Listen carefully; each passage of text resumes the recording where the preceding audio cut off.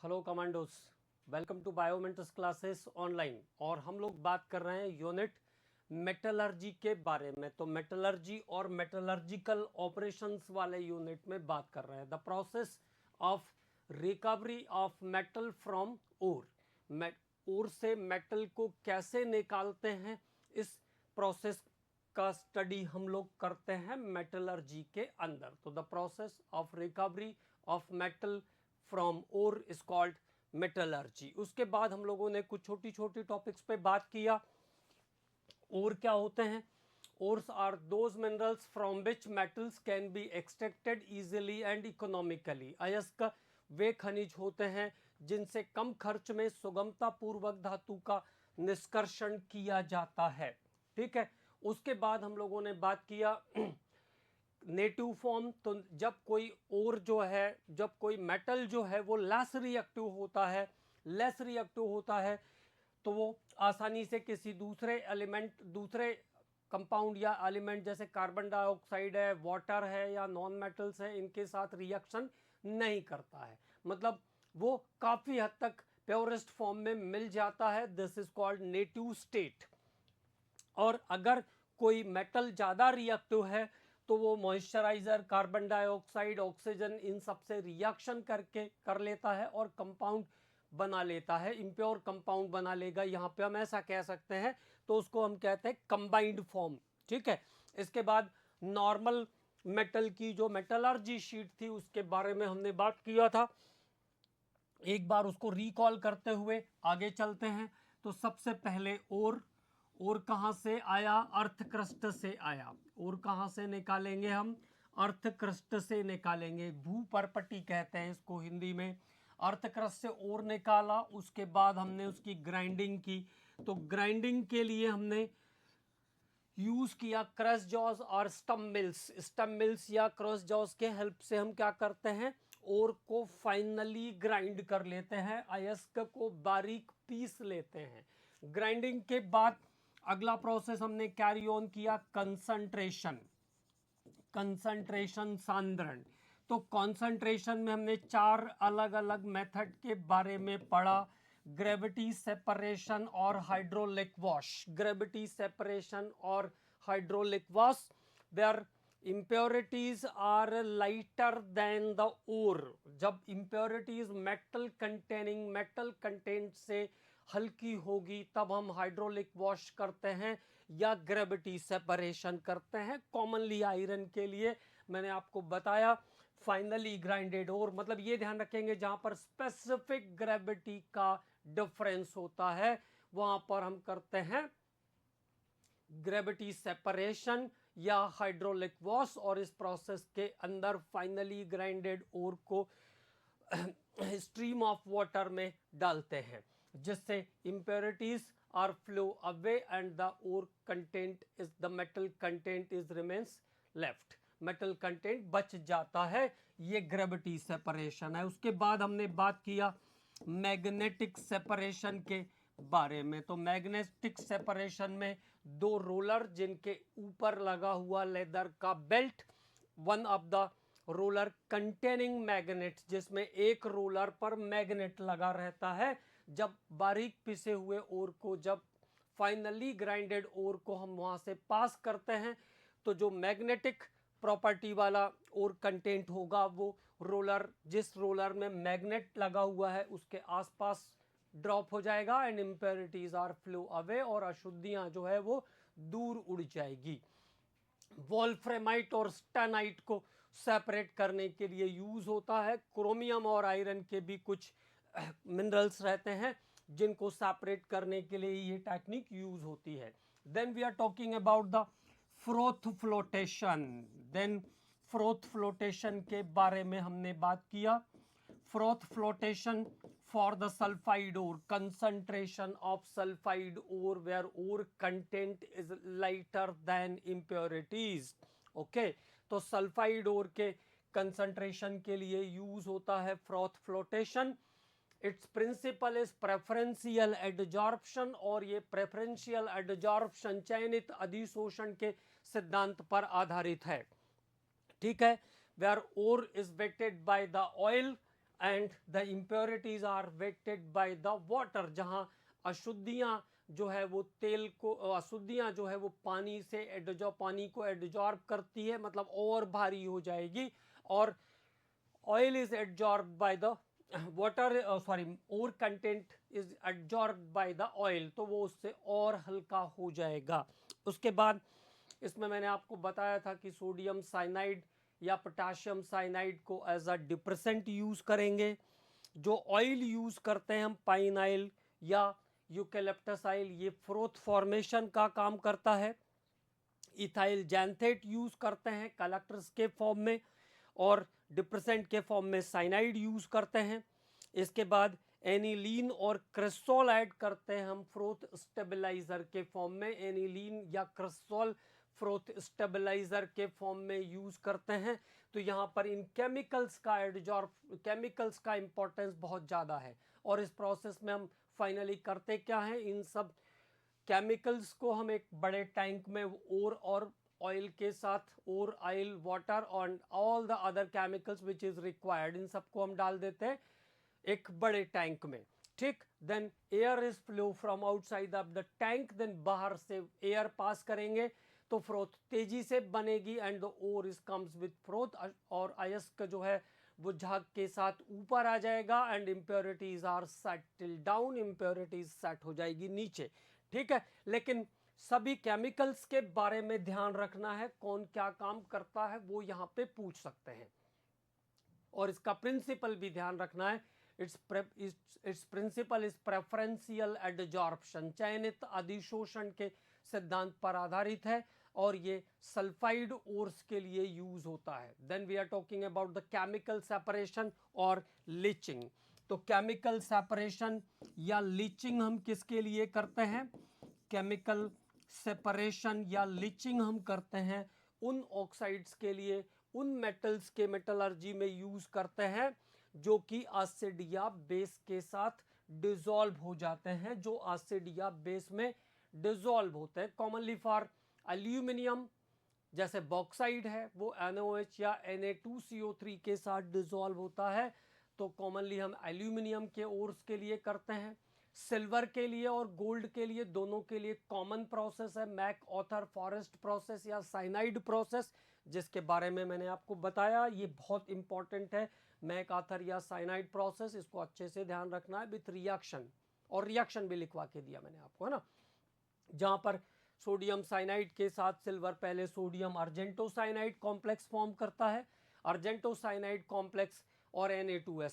पहला काम हम ये करेंगे कि Na2S को हम वहां से बाहर हटाएंगे। First of all remove the Na2S। ये क्वेश्चन आ चुका है कि पहले आप जिंक डाल करके सिल्वर को बाहर निकालोगे या पहले आप सोडियम सल्फाइड को बाहर हटाओगे। तो फर्स्ट ऑफ ऑल हम क्या करेंगे, सोडियम सल्फाइड को बाहर हटाएंगे, क्योंकि अगर सल्फर रहेगा तो वापस से सिल्वर के साथ रिएक्शन करने की कोशिश करेगा। ठीक है, तो फर्स्ट ऑफ ऑल हमारा काम क्या है, to remove the Na2S by oxidation and it is converted into Na2SO4। Okay, then अगला काम हम क्या करते हैं, फिर हम उस complex sodium argento cyanide complex में जिंक मेटल डाल के दोबारा हीट करेंगे। ठीक है, और जिंक जो है वो सिल्वर के कंपैरिजन में मोर रिएक्टिव है, and zinc is able to displace the silver from silver complex. तो जिंक सिल्वर को हटा देगा और सिल्वर बाहर आ जाएगा। तो this is the leaching, as same as gold के लिए भी हम लीचिंग करते हैं। तो ये इंपॉर्टेंट पॉइंट यहां तक हम लोगों ने कवर कर लिया था। अब बात करते हैं आगे के प्रोसेस के बारे में।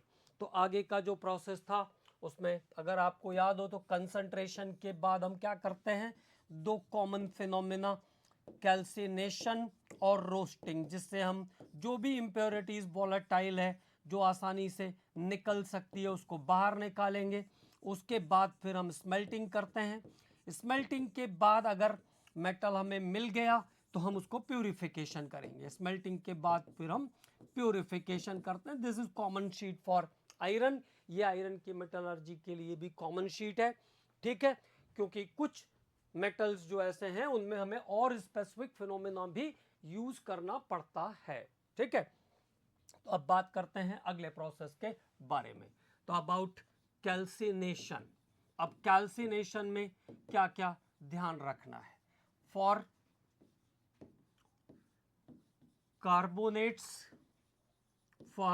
कार्बोनेट्स एंड हाइड्रोक्साइड, कार्बोनेट और हाइड्रोक्साइड के लिए ये फिनोमेना यूज होता है, फॉर कार्बोनेट एंड हाइड्रोक्साइड्स। तो कार्बोनेट और हाइड्रोक्साइड को में जो मॉइस्टी इम्प्योरिटी है उसको हटाने के लिए हम कैल्सिनेशन करते हैं। What happens in calcination?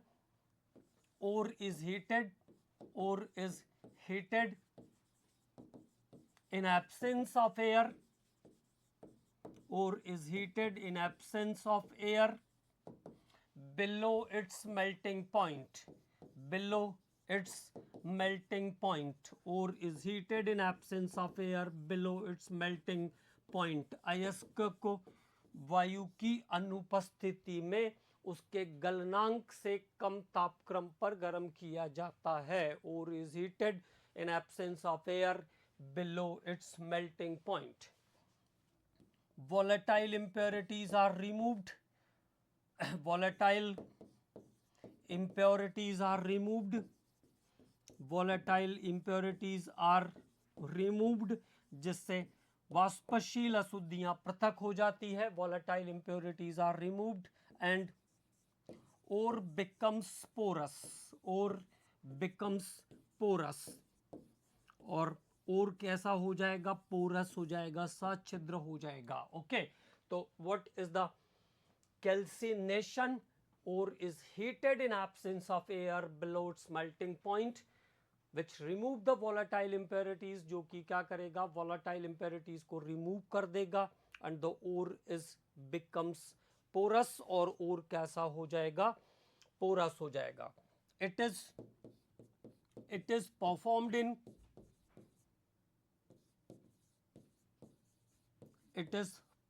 in reverberatory furnace,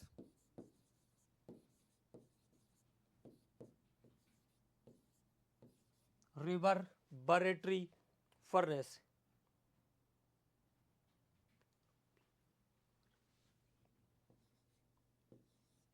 reverberatory furnace, reverberatory furnace के अंदर ये फिनोमेना होता है, ये भी ध्यान रखना है। तो this is another important point. तो what happens in calcination? The ore is heated in absence of air below its melting point, the ore becomes porous, ore porous हो जाएगा, उसकी सभी वॉलेटाइल इंप्योरिटीज रिमूव्ड हो जाएगी। This phenomena is performed in reverberatory furnace. ये phenomena कहाँ पे होगा? रिवर्बरेटरी फर्नेस के अंदर होगा। देखो, जैसे कैल्शियम कार्बोनेट है तो CaCO3 प्लस CO2, ठीक है।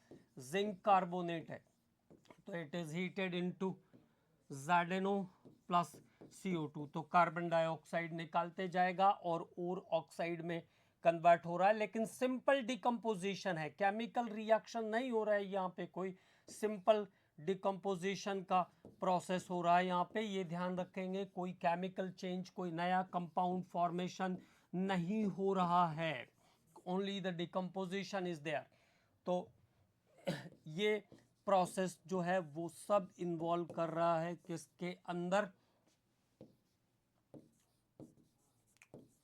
This is calcination. तो ये है कैल्सिनेशन का फिनोमेना, ठीक है। तो it is about calcination for carbonates and hydroxide. Carbonate और हाइड्रोक्साइड के लिए सुटेबल प्रोसेस होता है calcination, where ore is heated in absence of air below its melting point, which removes the volatile impurities and the ore is becomes porous. This is carried out in reverberatory furnace। अब उसके बाद बात करते हैं roasting के बारे में। तो अबाउट रोस्टिंग, अब roasting for sulphide ores, for sulphide ores, तो पहली बात तो ये ध्यान रखना है, सल्फाइड ओर्स के लिए हम रोस्टिंग करते हैं। ऐसा नहीं कि और किसी के लिए कर ही नहीं सकते हैं, लेकिन कॉमनली सल्फाइड ओर्स के लिए हम क्या करते हैं? रोस्टिंग करते हैं। Commonly for the sulphide ore roasting is done. Okay, what happens in roasting? here ore is heated in excess of air, ore is heated in excess of air, ore is heated in excess of air below its melting point, below its melting point, ताकि पिघलने ना पाए, है ना. ore is heated in excess of air below its melting point. Arsenic and sulfur like impurities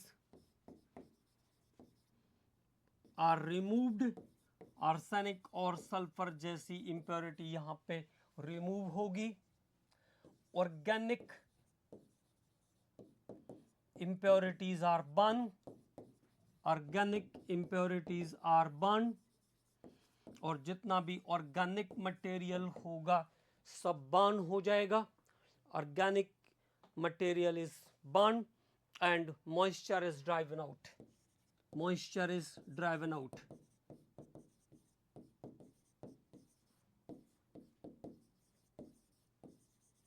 Moisture is driven out. So this is roasting. It is performed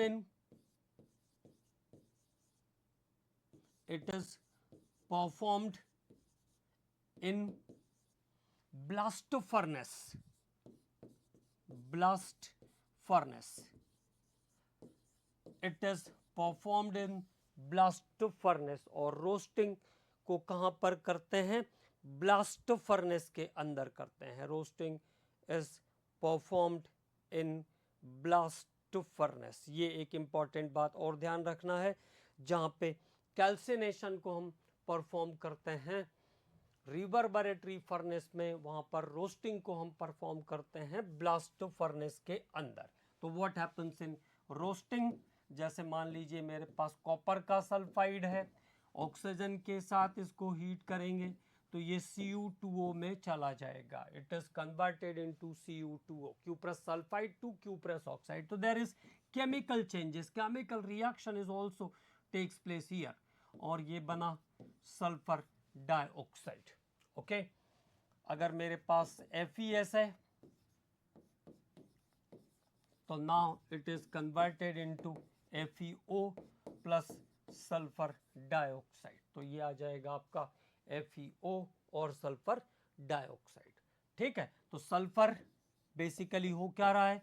sulphur is converted into sulphur dioxide. Arsenic is converted into arsenous oxide. Arsenic is converted into arsenous oxide. तो this is roasting. ये phenomena है roasting. तो यहां पर जो sulphides हैं it is converted into oxide. The sulphides are converted into oxide. अब बात करना है स्मेल्टिंग के बारे में. तो what is about the smelting? तो स्मेल्टिंग से पहले एक छोटे टॉपिक पर हम बात करेंगे क्योंकि उसकी हमें जरूरत पड़ती है स्मेल्टिंग में. तो पहले उस पर बात कर लेते हैं, फिर स्मेल्टिंग पे बात करते हैं. फ्लक्स. तो what is the meaning of flux in metallurgy? तो flux are the substances which converted non-fusible impurities into fusible impurities. वो अशुद्धियाँ जो अगलनीय होती है उसको गलाने का काम करते हैं फ्लक्स. ओके, तो now the definition of the flux are the substances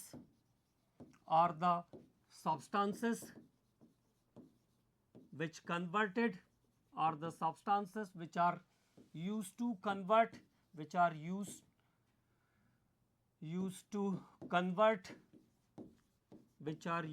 convert non-fusible impurities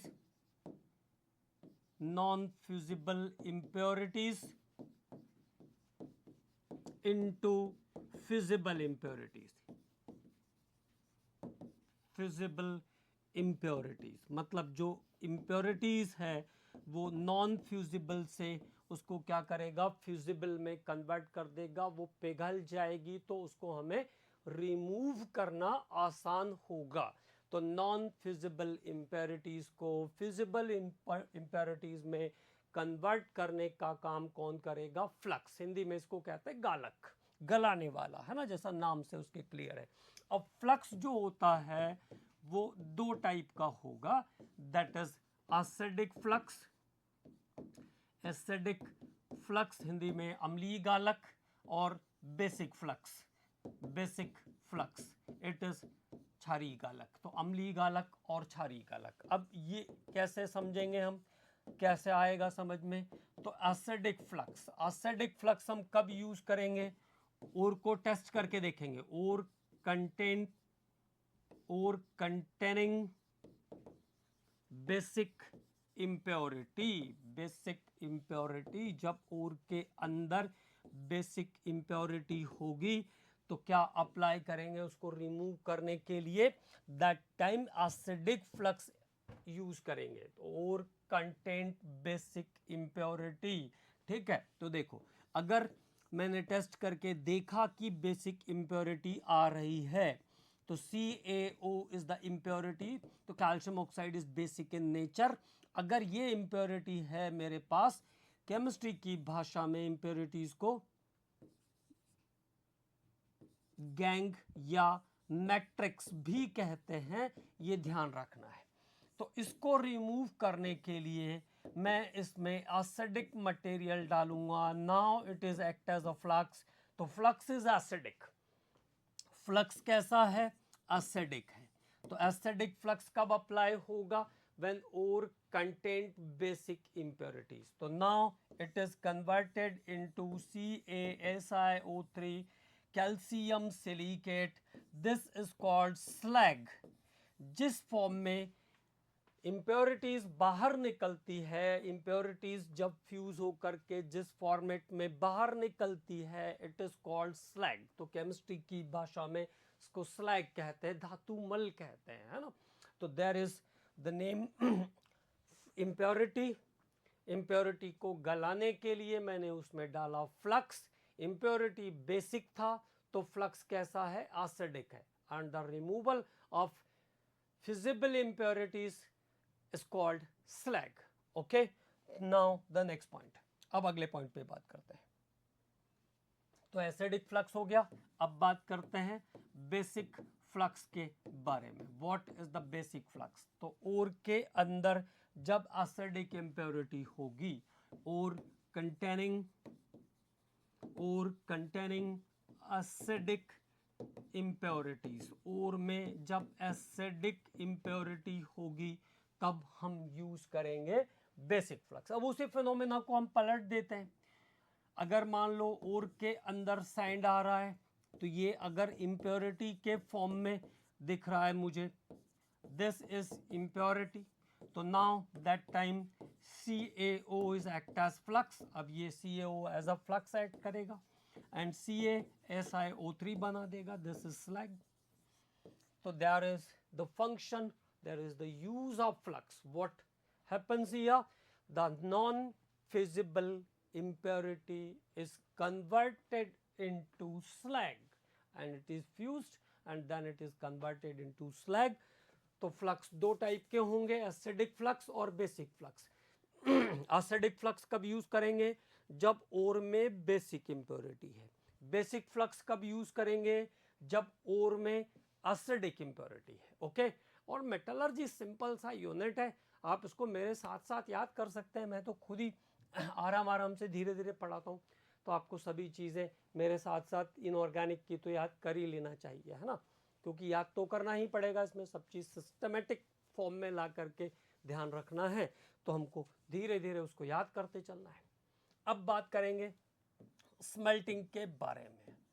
तो स्मेल्टिंग के लिए देखो मुझे क्या क्या चीज चाहिए। तो रोस्टेड और कैल्सिनेटेड ओर, रोस्टेड और कैल्सिनेटेड, रोस्टेड और कैल्सिनेटेड ओर। तो पहले तो आ गया मेरे पास रोस्टेड या calcinated ore. Then what happens? इसमें मैंने मिलाया फ्लक्स और इसमें मिलाएंगे कोक, कार्बन पाउडर। इन सबको मिलाकर हम कहते हैं चार्ज। तो ये ध्यान रखेंगे कि केमिस्ट्री में चार्ज का मतलब, मेटलर्जी में चार्ज का क्या मतलब था। तो what is the charge? It is mixture of ore plus flux plus coke, ore plus flux plus coke, जिससे फर्नेस की एक्टिविटी आगे बढ़ेगी तो उसको चार्ज कहेंगे, ठीक है ना। तो इन सब चीजों को मिलाकर हम क्या करते हैं, introduce in the blast furnace and heated at high temperature. इन सब चीजों को मिलाकर हम ब्लास्ट फर्नेस में डालते हैं और हाई टेम्परेचर पर हीट करते हैं, नियर अबाउट 2000 डिग्री सेंटीग्रेड। ठीक, तो देखो सबसे पहला जो फिनोमेना, अगर मैं आयरन के मेटलर्जी की बात करूं तो पहले बनेगा CO2, फिर CO2 हाई टेम्परेचर पर कार्बन पाउडर से फिर रिएक्ट करेगा और ये बनाएगा carbon monoxide as a reducing agent, जो कि रिड्यूसिंग एजेंट के जैसा काम करेगा and better than CO2। Okay, तो देखो Fe2O3 iron oxide plus carbon monoxide, now it is converted into iron and here is removal of carbon dioxide. So there is the phenomena of smelting, and what happens, जितना भी impurity है, may be basic or acidic, it is removed with the help of flux in form of slag. तो जितनी impurity है वो flux से fuse करके slag के फॉर्म में रिमूव कर ली जाएगी, इसको हम कहते हैं स्मेल्टिंग। और जो आपका मेटल का ऑक्साइड था, the metal oxide is now converted into metal. तो मेटल ऑक्साइड कहाँ पे कन्वर्ट हो गई, मेटल में कन्वर्ट हो गया। ठीक, तो दिस इज कॉल्ड स्मेल्टिंग, इसको हम स्मेल्टिंग कहते हैं। क्लियर। अब बात करते हैं, कुछ मेटल्स ऐसे भी रहते हैं जिनमें हम स्मेल्टिंग की जगह पर और भी डिफरेंट रिडक्शन के प्रोसेस यूज करते हैं, ठीक है ना, डिफरेंट रिडक्शन के प्रोसेस यूज करते हैं। तो उनके बारे में वन बाय वन हम लोग बात करते हैं, और उसमें ध्यान क्या रखना है, किस मेटल के लिए स्पेसिफिकली कौन सा प्रोसेस यूज हुआ, हमको केवल ये ध्यान रखना है। कॉम्पिटिटिव एग्जाम्स के लिए केवल ये इंपॉर्टेंट है कि किस मेटल के लिए कौन सा प्रोसेस और क्यों यूज किया। ठीक, बहुत ज़्यादा डिटेलिंग नहीं करनी है उसकी ना। हाँ, ठीक है। तो अब बात करते हैं आगे और क्या क्या प्रोसेस स्मेल्टिंग की जगह पर यूज हो सकता है। तो different process at the place of smelting, at the place of smelting, smelting की जगह अलग अलग मेटल में किस क्वालिटी के कारण हम क्या अलग अलग प्रोसेस यूज करेंगे, उसके बारे में बात कर रहे हैं। तो number 1 is the carbon reduction. Carbon reduction, carbon reduction और लेस इलेक्ट्रोपॉजिटिव मेटल्स जो है, less electropositive metals, less electropositive metal, तो इलेक्ट्रोकेमिकल सीरीज आपको पता है तो कोई दिक्कत नहीं है। Less electropositive metals like zinc, iron and lead, zinc, iron और लेड, पीवी, इनके लिए सूटेबल हम कार्बन रिडक्शन कर सकते हैं, ठीक है, क्योंकि कार्बन यहाँ पे अच्छे रिड्यूसिंग एजेंट के जैसा काम कर सकता है, ठीक है। तो लेस इलेक्ट्रोपॉजिटिव मेटल्स के लिए हम क्या करते हैं, कार्बन रिडक्शन भी कर सकते हैं। जैसे मेरे पास जिंक ऑक्साइड है, इसको मैं कार्बन पाउडर के साथ हीट कर दूंगा तो यह आ जाएगा Zn plus carbon monoxide, Zn plus carbon monoxide. और ये सब चीजें किसके लिए क्या यूज किया, किसके लिए कैसे यूज किया, ये सब जब हम लोग एलिंगम डायग्राम के बारे में पढ़ेंगे तो वहां से ये सब चीजें और क्लियर हो जाएगी, ठीक है। तो ZnO प्लस कार्बन पाउडर, अगर मान लो FeO है मेरे पास तो भी मैं कार्बन पाउडर यूज करके इसको Fe में ले जा सकता हूं, ठीक है। PbO lead oxide carbon powder के साथ हीट करने पर पीबी में चला जाएगा, कार्बन मोनोऑक्साइड गैस इवॉल्व कर देगा।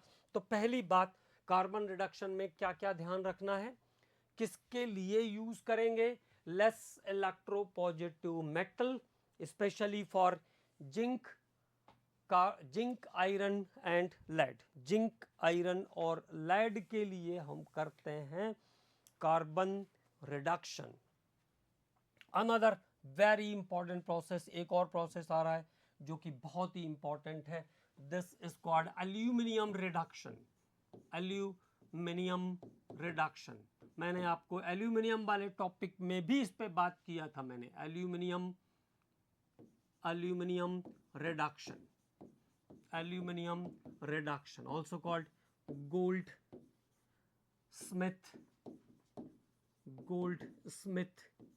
aluminothermic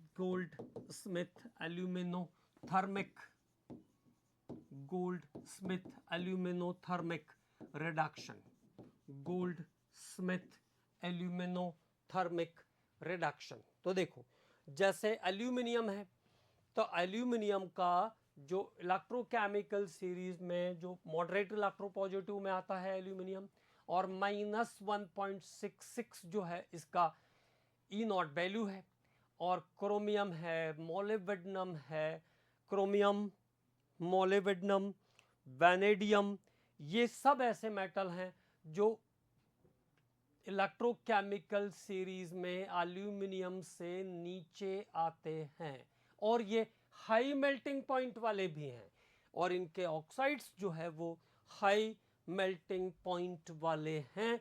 तो इनके ऑक्साइड से मेटल को सेपरेट करने के लिए हम यूज करते हैं aluminium reduction method.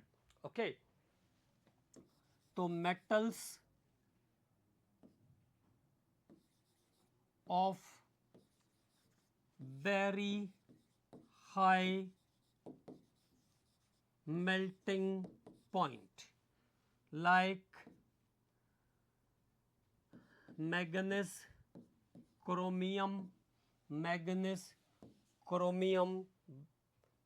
vanadium, molybdenum. तो पहले तो ये मेटल्स जरूर ध्यान रखना आप, कौन कौन से metal, manganese, chromium, vanadium, manganese, chromium, vanadium और molybdenum, metals of very high melting point are reduced by aluminum powder, reduced by aluminum powder, okay, और reduced by aluminum powder। इन सब के लिए हम एल्यूमिनियम पाउडर को यूज करते हैं एज अ रिड्यूसिंग एजेंट, क्योंकि एल्यूमिनियम का ई नॉट वैल्यू इन सब में सबसे कम है, इसलिए aluminium is capable to remove these metal from its oxides। देखो, जैसे हमने कहा Cr2O3 प्लस एल्यूमिनियम पाउडर, तो एल्यूमिनियम पाउडर को जब क्रोमियम ऑक्साइड के साथ हीट करोगे तो ये आ जाएगा क्रोमियम और ये बन जाएगा Al2O3। तो व्हाट हैपन्स, क्रोमियम को क्या किया एल्यूमिनियम ने, जीरो चार्ज पे पहुंचा दिया, पॉजिटिव चार्ज से जीरो चार्ज पे पहुंचा दिया, मतलब रिड्यूस कर दिया है। ठीक है, तो नाउ इट इज क्लियर। तो क्रोमियम ऑक्साइड को क्रोमियम में पहुंचा दिया। तो जो मेटल इलेक्ट्रोकेमिकल सीरीज में ऊपर है या जिसका ई नॉट का वैल्यू कम है, वो स्ट्रॉन्ग रिड्यूसिंग एजेंट होता है। It is able to reduce the metals, it is able to reduce the oxide of the metal which is present below। okay, now it is clear। तो Cr2O3, अब Mn,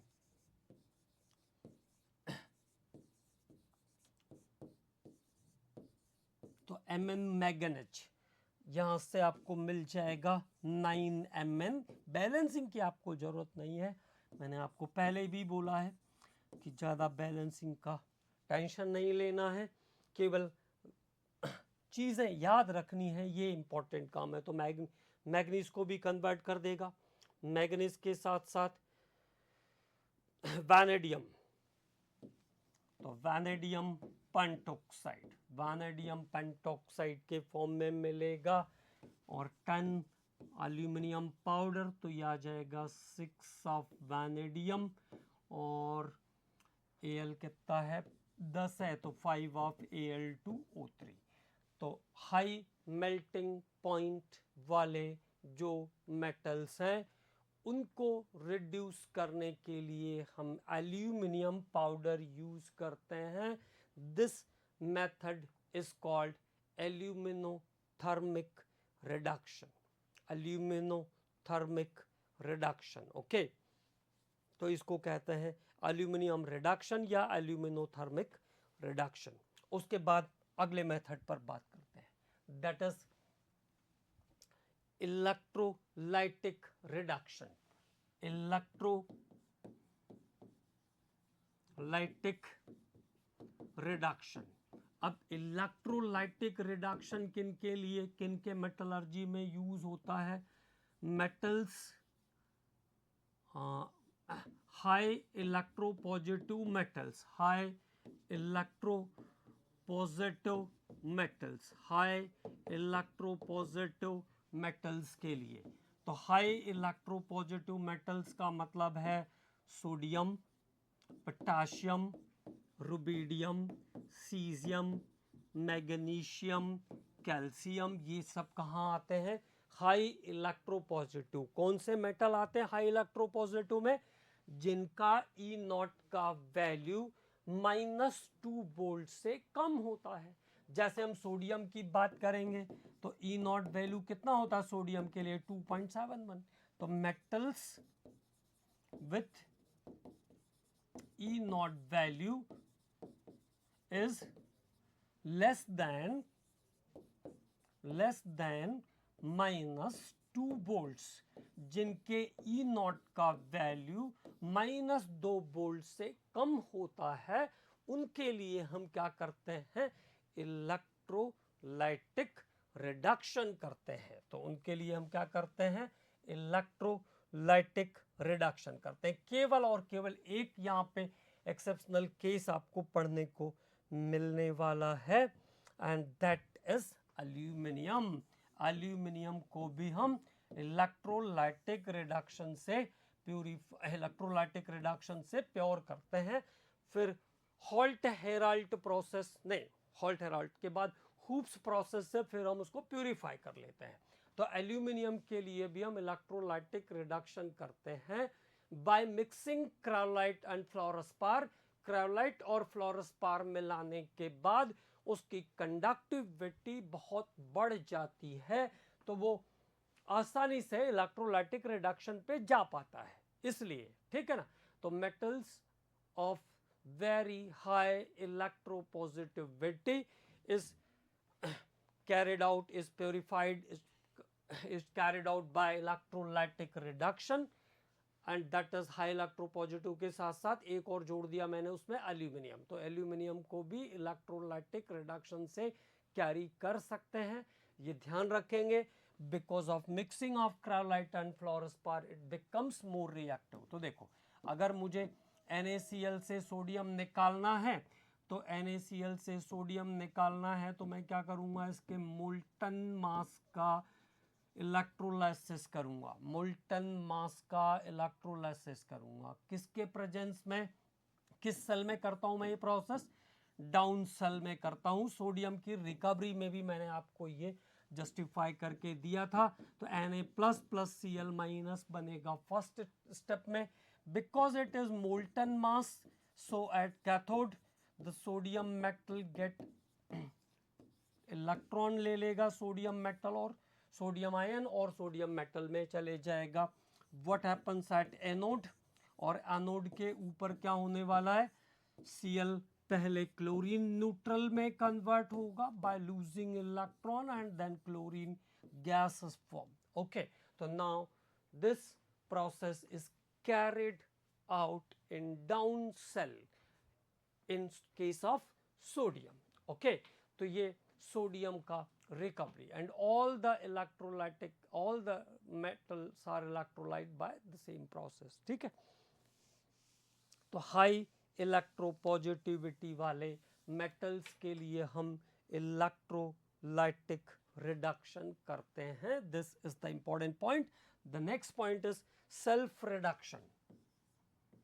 self reduction. अब चूंकि देखिए बहुत सारे points हैं, बहुत सारी चीजें याद रखनी होती है और एट अ मोमेंट वो याद भी आना चाहिए, इसलिए अगर आप मेरे साथ साथ इनको याद करते चलेंगे तो आपको बर्डन कम पड़ेगा. और इनऑर्गेनिक में याद करने के अलावा हमारे पास कोई ऑप्शन है नहीं, इसलिए सिंप्लीफाइड वे में इसको मैं आपके साथ काम करता हूँ इस पर, ताकि आपको चीज़ें याद हो जाए.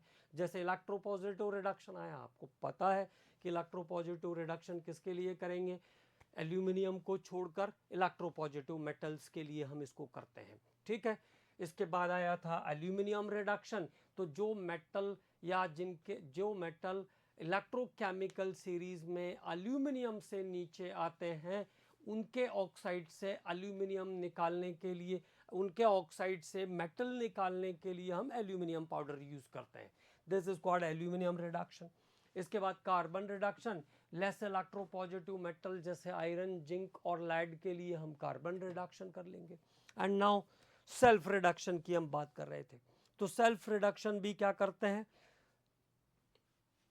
Less electropositive metal, less electropositive metals के लिए करते हैं. Less electropositive metals, copper, mercury और लेड.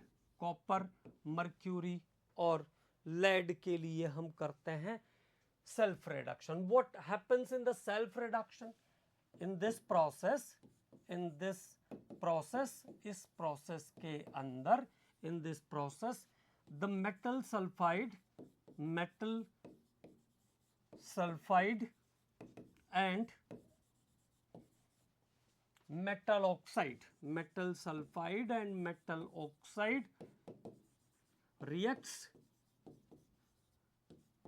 to form metal. अब इसमें देखो क्या हो रहा है, मेटल के सल्फाइड और ऑक्साइड, मतलब सेम मेटल का सल्फाइड और सेम मेटल का ऑक्साइड आपस में रिएक्शन कर लेते हैं. सेम मेटल का सल्फाइड और सेम मेटल का ऑक्साइड आपस में रिएक्शन कर लेते हैं and then it is converted into metal. फिर वो मेटल में कन्वर्ट हो जाते हैं. तो this is called self reduction. इसको हम कहते हैं सेल्फ रिडक्शन. तो देखो, जैसे Cu2O और Cu2S, कॉपर का ऑक्साइड, कॉपर का sulphide, this is carried out in Bessemer converter. और यह क्रिया जो है बेसिमर परिवर्तक में होती है. It is happens in Bessemer converter. एक अलग टाइप का फर्नेस होता है, पियर शेप्ड फर्नेस होता है, इंटरनली लाइंड विथ कैल्शियम और मैग्नीशियम ऑक्साइड, जिसके ऊपर कैल्शियम, जिसके इंटरनल लाइनिंग पर कैल्शियम या मैग्नीशियम ऑक्साइड की लेयर होती है. Pear shaped furnace lined with calcium और magnesium oxide, it is called Bessemer converter. ठीक है. तो Cu2S और Cu2O, here what happens, copper मिल जाएगा आपको और सल्फर डाइऑक्साइड गैस मिल जाएगी. तो कॉपर इज नाउ हियर. और यहां से बेसिमर कन्वर्टर से मिलने वाला जो कॉपर है, ये लगभग 98% तक प्योर होता है. यहाँ से एक इंपॉर्टेंट बात भी आती है इस पे, हालांकि वो कॉपर की मेटलर्जी में भी आएगा, बट एक बार मैं आपको बता देता हूँ. तो यहाँ पे जो कॉपर मिलेगा, मैंने आपसे कहा कि अबाउट 98% प्योर होता है ये copper. This is called blistered copper. इसको हम कहते हैं फफोलेदार तांबा, ब्लिस्टर्ड कॉपर.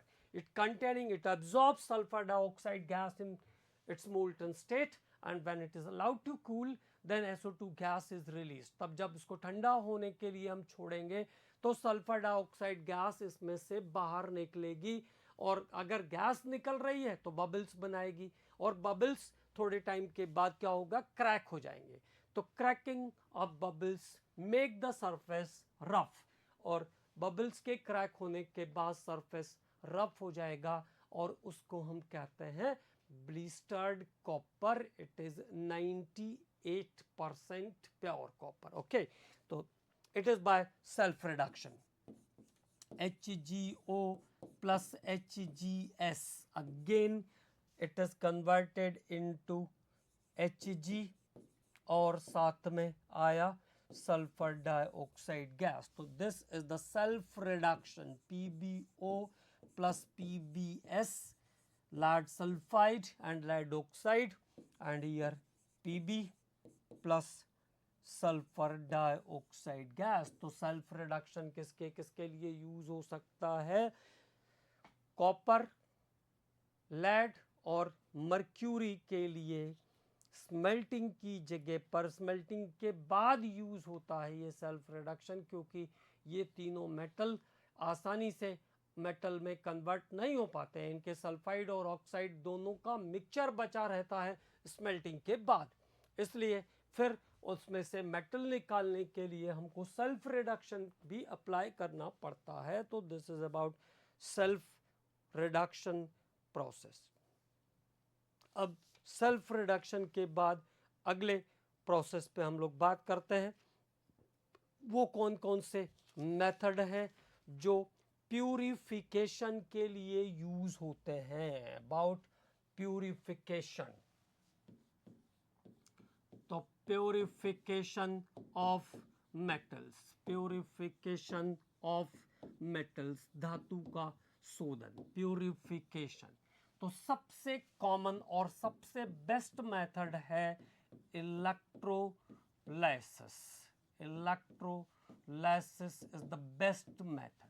सबसे बेस्ट मेथड क्या है? Electrolysis. Okay, the best method is electrolysis. अब इलेक्ट्रोलाइसिस में क्या क्या चीज़ें आपको ध्यान रखना है?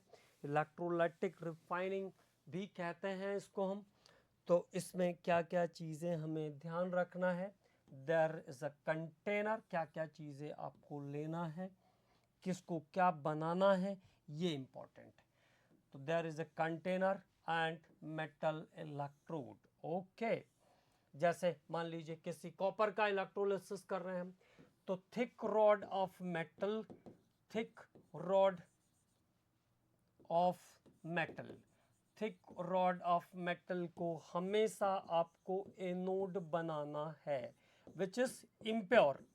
तो इम्प्योर रॉड ऑफ मेटल को आपको क्या करना है? अनोड बनाना है. अनोड किसको बनाना है? इम्प्योर मेटल रॉड को अनोड बनाना है. और प्योर मेटल रॉड का क्या बनाओगे आप? प्योर रॉड का, प्योर मेटल रॉड का क्या बनाओगे? कैथोड बनाओगे.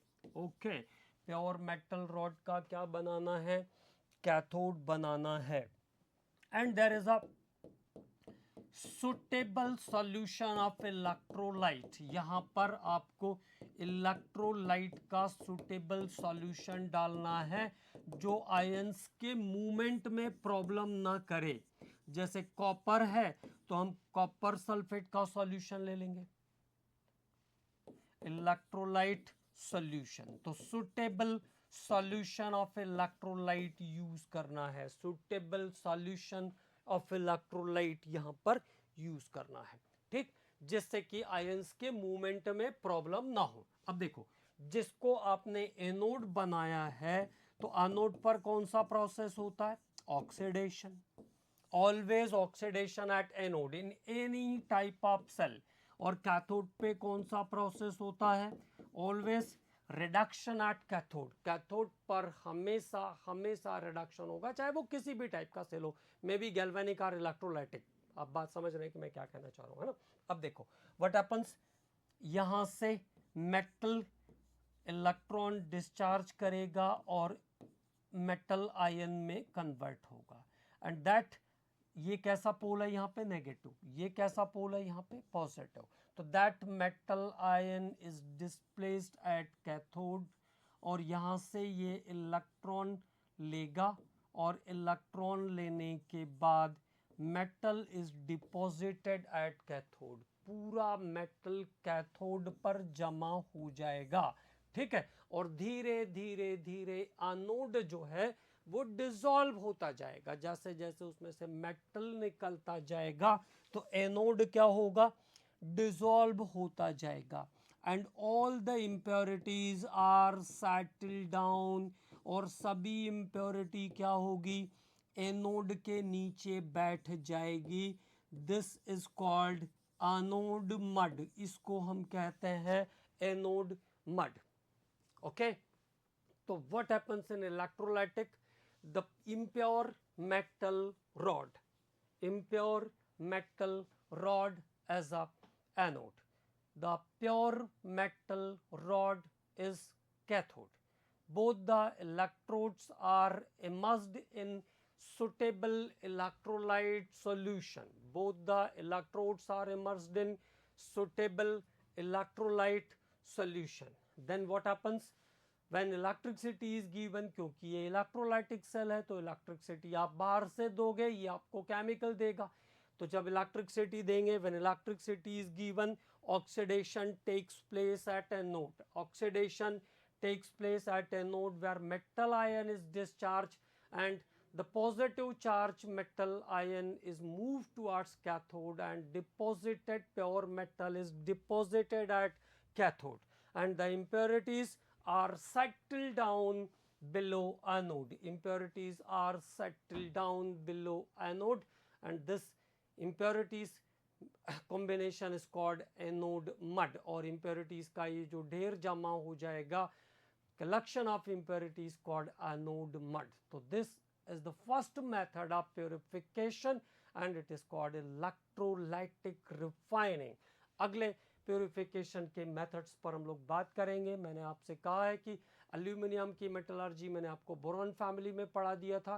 कॉपर, सिल्वर, आयरन, जिंक, इनकी मेटलर्जी के बारे में भी हम लोग थोड़ी थोड़ी बात करेंगे। और पहले जब आप जैसे कोई भी बुक उठाओगे तो पहले बहुत सारा सिलेबस था, तो बहुत सारी मेटल्स की मेटलर्जी थी, लेड का भी था, HG का भी था, तो कॉमन क्वेश्चंस आपको वहाँ पे दिखेंगे उसके। तो अगर कोई क्वेश्चन दिख रहा है तो एक बार आप उसको पढ़ेंगे, ऐसा नहीं सोचेंगे कि बिल्कुल नहीं पढ़ना है। ठीक है, एक बार आप जरूर पढ़ लीजिए, कोई दिक्कत नहीं, but the syllabus is cover from your notes, इसलिए कोई प्रॉब्लम होने का सवाल ही नहीं है। Okay, thank you.